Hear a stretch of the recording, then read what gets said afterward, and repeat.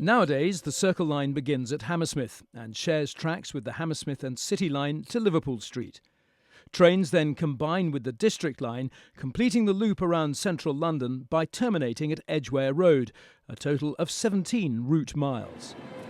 The 3 terminal platforms have been extended to accommodate the brand new S-Stock trains, first introduced onto the Hammersmith and City Line in July 2012.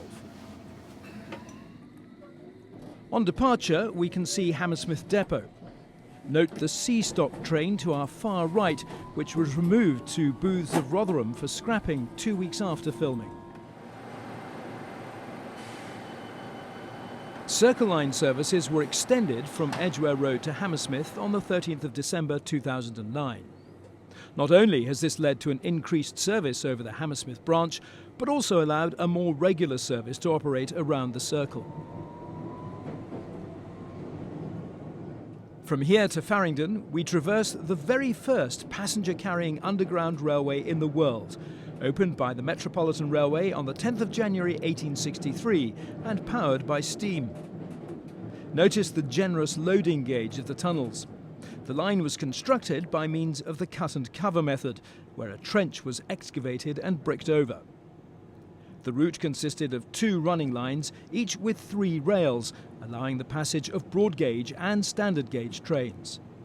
The common rail was located on the same side as the station platforms. Praed Street Junction is where the Circle and District lines from High Street Kensington converge, more of which later.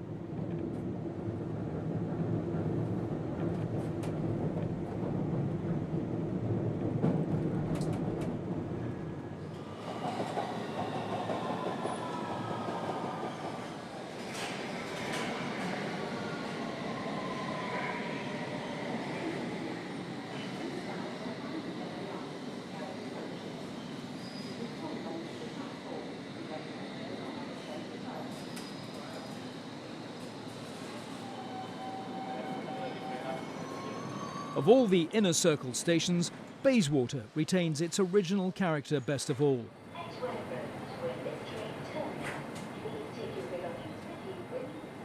C.W. Clark's building dates from the station's reconstruction in 1926.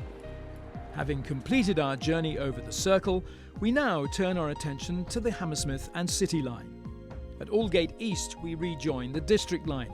Surfacing at Bow Road, we continue overground for the remainder of our 8.5-mile journey to Barking. A so-called new route master leaves Liverpool Street on the number 11 bound for Fulham Broadway. The main station entrance facing onto the Bow Road is little altered from day one. Note the cycle hire docking station for those who want to arrive or depart by pedal power.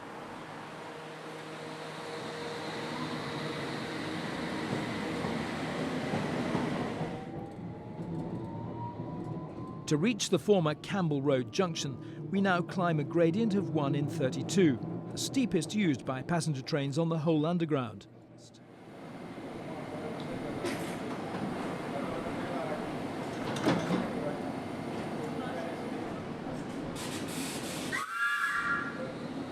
With passengers having alighted and platform staff having closed the doors, we're staying on board as Derek takes the train into the reversing sidings.